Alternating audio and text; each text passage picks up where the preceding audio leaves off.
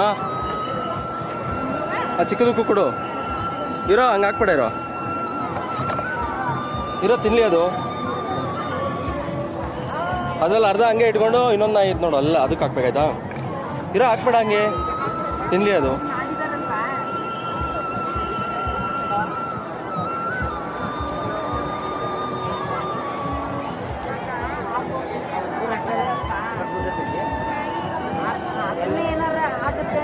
ಅದನ್ನು ಹಾಕ್ಬೇಕಾರೆ ಒಂದು 3 ಪೀಸ್ ಹಿಂಗೆ ಕಟ್ ಮಾಡಿ ಹಾಕ್ಬೇಕು.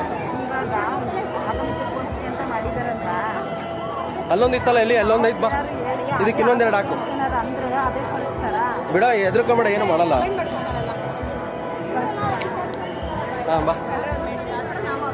ಅವನ ಹೆಸ್ರೇನು ಗೊತ್ತಾ? ಹೋಯ್ತವನೇ.